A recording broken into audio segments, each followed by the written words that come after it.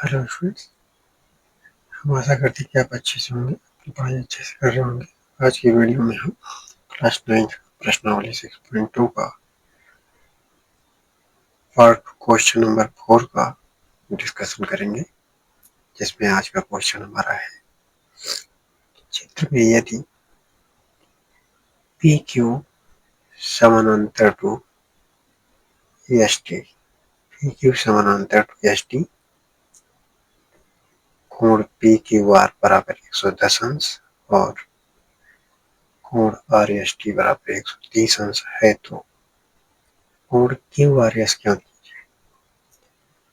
अब एक बार हम चित्र में देखते हैं। यहाँ देखिए कोण पी क्यू, रेखा पी क्यू हमें दे रखा है और ये रेखा एस टी है, जो दोनों एक दूसरे के क्या है, समानांतर है। और कोण पी क्यू आर हमें दिया है 110 अंश और कोण आर एस टी दिया है 130 अंश। अब हमें कोण क्यू आर एस बताना है, कोण क्यू आर एस। इसके लिए हमें यहाँ संकेत दे रखा है कि बिंदु आर से होकर एस टी के समानांतर एक रेखा खींचिए। तो इसमें कुछ रचना करेंगे। बिंदु आर से होकर हमें एस टी रेखा की रचना करेंगे, यानी यहाँ से हम इसको ऐसे आगे की तरफ बढ़ा लेंगे और इसको इतना ही पीछे की तरफ भी बढ़ा देंगे। इस रेखा का नाम हम रख देते हैं एक्स वाई, यानी कि हो जाएगा एक्स वाई। अब अगर यहाँ दो कोण बनते हैं, एक कोण का नाम हम रख देते हैं ए, दूसरे कोण का नाम रख देंगे बी।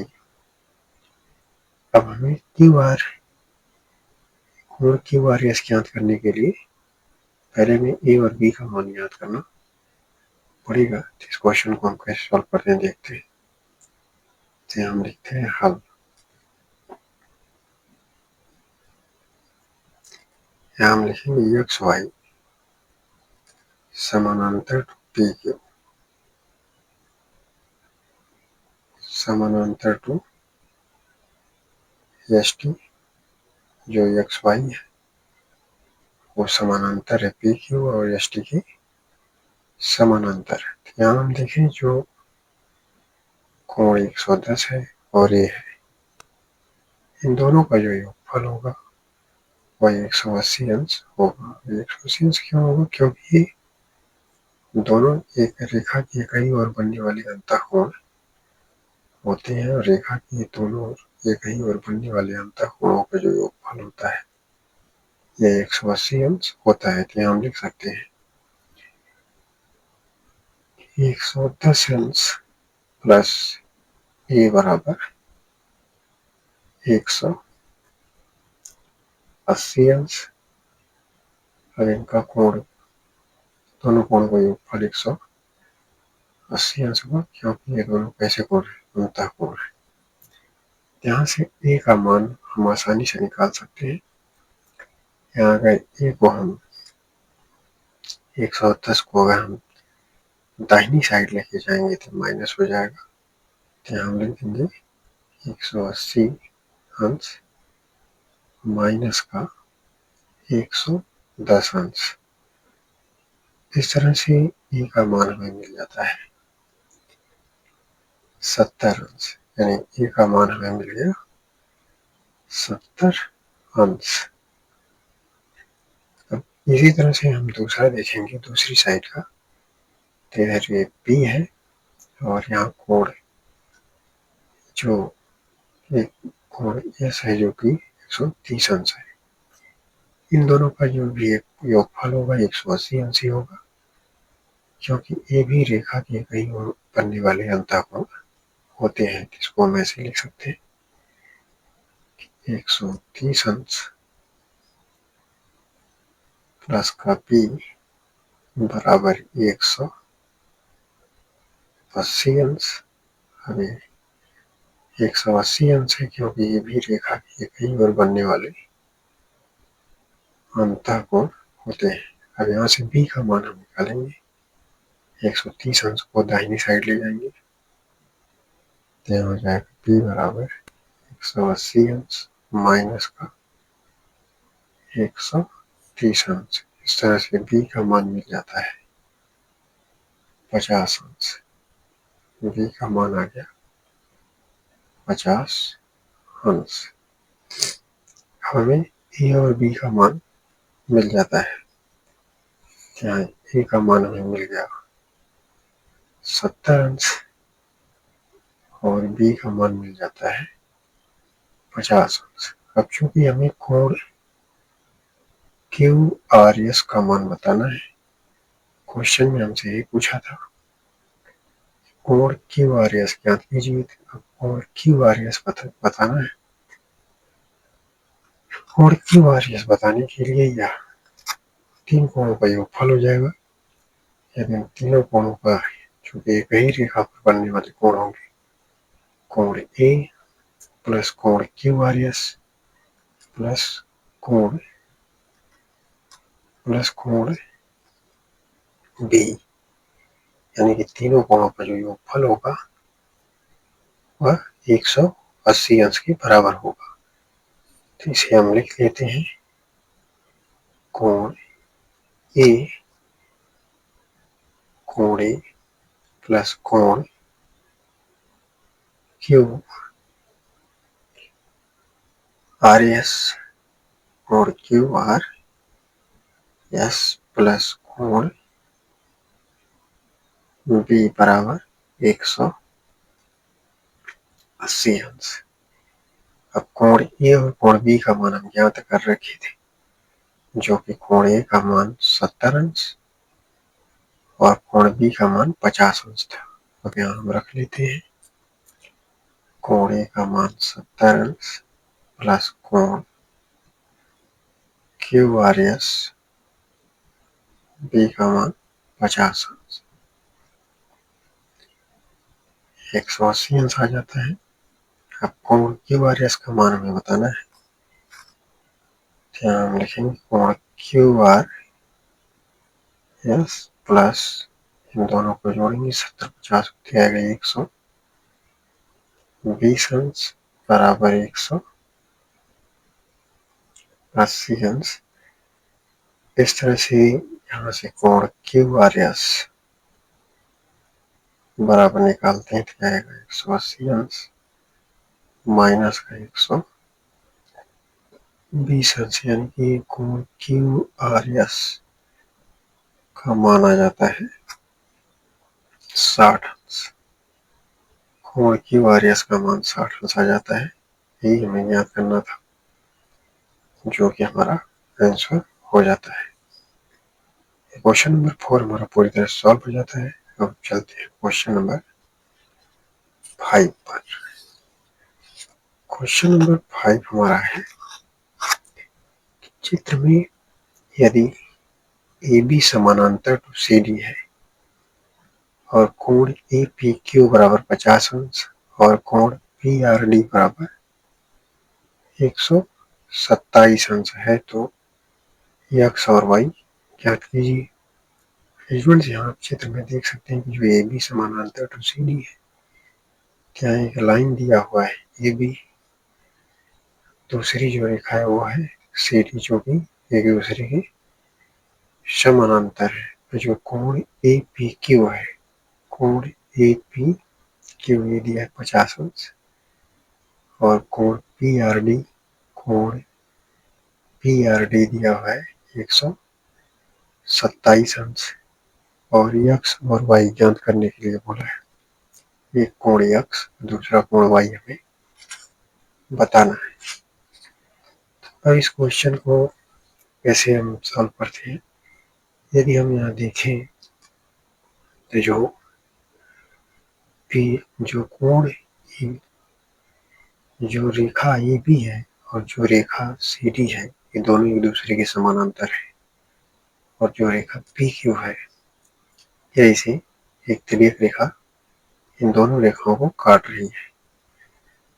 इस कारण से अगर यहाँ देखें तो जो कोण एक्स है वो कोण ए पी क्यू के बराबर होगा, कोण ए पी क्यू के बराबर होगा कोण एक्स, क्योंकि एकांतर कोण आपस में बराबर होते हैं। तो इसे हम ऐसे लिख सकते हैं कि हल में कोण यक्स बराबर या लिख सकते हैं कोण ए पी क्यू। अब ये क्यों बराबर है? क्योंकि ये दोनों एकांतर कोण है, एकांतर कोण होने के कारण ये बराबर है। अब जो कोण ए पी क्यू का मान पे दिया है, कोण ए पी क्यू के मान 50 अंश है, हम लिख देंगे यक्स बराबर 50 अंश। तो यक्स का मान हमें मिल जाता है, जो कि यक्स का मान हमें ज्ञात करना था, एक आंसर में मिल गया। अब दूसरा मान जो हमें निकालना है वो y का मान है, यानी कि कोण ए पी। y का मान निकालने के लिए अगर हम देखें तो यहाँ हमें मिल जाएगा कोण ए पी आर। कोण ए पी आर अगर देखें तो यहाँ कोण ए पी आर में दो कोण मिलते हैं, y प्लस 50 अंश, यानी कि पूरा कोण आ जाएगा। ये पूरा कोण ए पी आर में आ जाता है, कोण ए पी आर। दूसरा कोण बनेगा पी आर डी, जो कि है 127 अंश। ये दोनों कोण आपस में एकांतर कोण होंगे, जो कि आपस में बराबर होंगे। तो हम इसे ऐसे लिख सकते हैं कि कोण ए पी आर, कोण ए पी आर बराबर कोण पी आर डी। ये भी दोनों आपस में बराबर होंगे, क्योंकि ये दोनों भी कैसे कोण है, एकांतर कोण है। ऐसे एक बार फिर चित्र में देखते हैं, यहाँ देखते हैं कि जो कि ए बी और सी डी ये दोनों समानांतर रेखाएं हैं। इन्हें एक तिर्यक रेखा जो पी आर है काट रही है दोनों रेखाओं से, जो दोनों कोण बनेंगे कोण ए पी आर, यानी कि दो कोण आते हैं 50 अंश पाई, यानी 50 प्लस पाई, और दूसरा जो कोण है पी आर डी 127 अंश। ये दोनों एक दूसरे के बराबर होते हैं। कोण ए पी आर की जगह पे हम क्या रख सकते हैं, y प्लस 50 अंश। यहाँ हम रख देते हैं y प्लस 50 अंश। और अगर देखें तो कोण पी आर डी की जगह पे हम रख सकते हैं 127 अंश। तो यहाँ रख देंगे 127 अंश। इस तरह से हम y का मान हम यहाँ से निकाल सकते हैं। 50 को ले जाएंगे दाहिनी साइड, तो मिल जाएगा y बराबर 127 अंश माइनस का 50 अंश। इस तरह से y बराबर 127 अंश में से 50 अंश को हटाएंगे, यहाँ आ जाएगा 7। 12 में से 5 जाएगा, कितना आएगा 7, यानी कि आ गया y बराबर 77। ये हमें y का मान मिल जाता है। इस तरह से x और y का मान हमें मिल जाता है, और क्वेश्चन नंबर 5 भी हमारा पूरी तरह से सॉल्व हो जाता है। अब हम चलते हैं क्वेश्चन नंबर 6 पर। क्वेश्चन नंबर 6 जो हमारा है, ये दे रखा है कि चित्र में पी क्यू और आर एस दो दर्पण हैं जो एक दूसरे के समानांतर रखे गए हैं। एक आपतन किरण ए बी दर्पण पी क्यू से बिंदु बी पर टकराती है, और परावर्तित किरण पथ BC पर चलकर दर्पण आरएस से बिंदु सी पर टकराती है तथा पुनः CD के अनुदिश परावर्तित हो जाती है। सिद्ध कीजिए कि AB समानांतर टू CD है। स्टूडेंट हम एक बार चित्र में देखते हैं।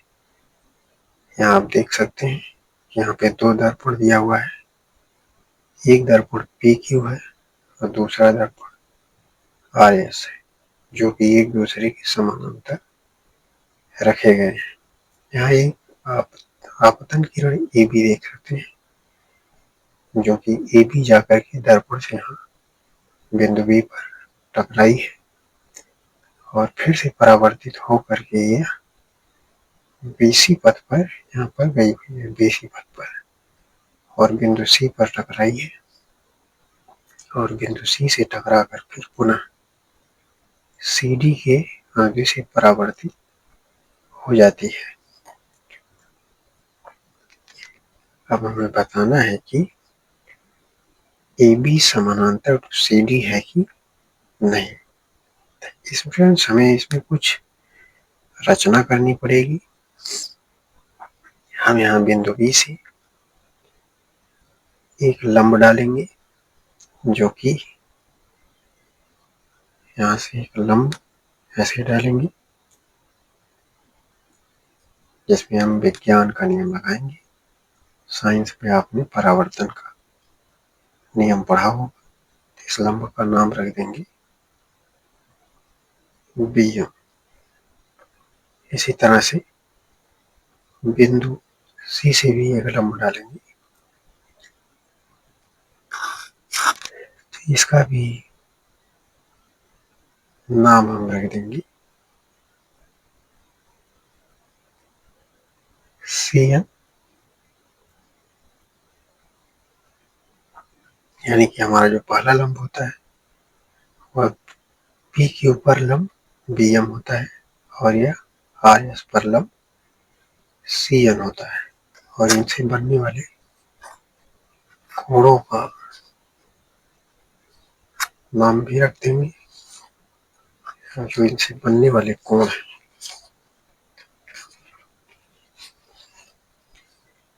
हो जाता है कोण 1, कोण 2 हो जाता है।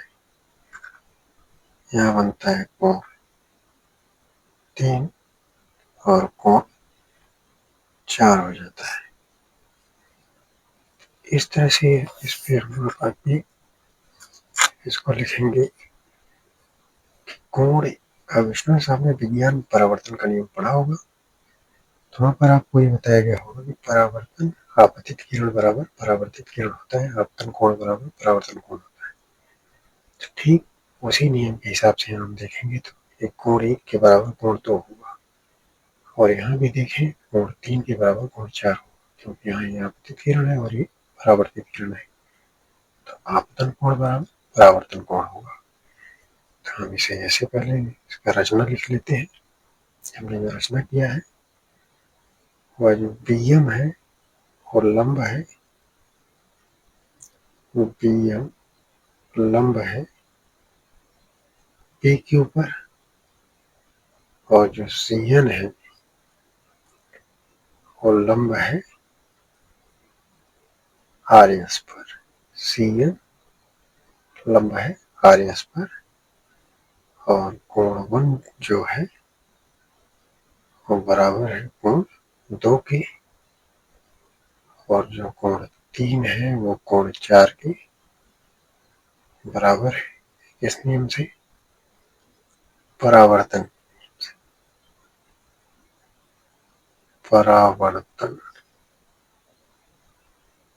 के नियम से, परावर्तन के नियम से। अब इसी तरह अगर हम देखें तो कोण 3 जो है कोण 2 के बराबर होगा, एक अंतर कोण, क्योंकि एक PQ RS समानांतर रेखाएं हैं और BC एक तिर्यक रेखा जो काटती है। तीसरे से जो कोण 2 है कोण 3 के बराबर हो जाएगा। यहाँ लिख सकते हैं कोण 2 बराबर कोण 3। कोण 2 कोण 3 के बराबर होगा एकांतर कोण के नियम से।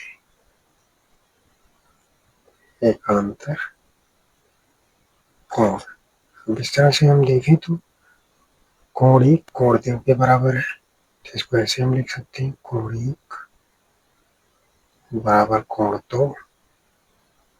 कोण 2 कोण 3 के बराबर है, यहाँ बराबर में लिख सकते हैं कोण 3। कोण 3 कोण 4 के बराबर है, तो हम लिख सकते हैं कोण 4। और इसी तरह से हम ऐसे भी लिख सकते हैं कि यदि कोण 1 कोण 2 कोण 3 कोण 4 के बराबर है, तो हम लिख सकते हैं कोण 1 + 2 + कोण 3 + 4। इसको ऐसे भी लिख सकते हैं कोण 1 + कोण 2 बराबर होगा कोण 3 + कोण 4 के। अब जो कोण 1 + 2 है, हमें क्या मिलता है कोण ABC, और दूसरा कोण मिलता है कोण 3 + 4 कोण BCD के बराबर होता है। कोण ABC बराबर कोण BCD के बराबर होता है। जब एकांतर कोण आपस में बराबर होते हैं तो हम कह सकते हैं कि अतः AB समानांतर टू CD, CD की, क्योंकि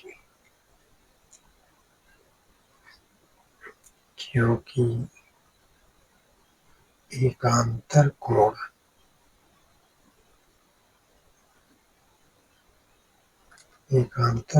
बराबर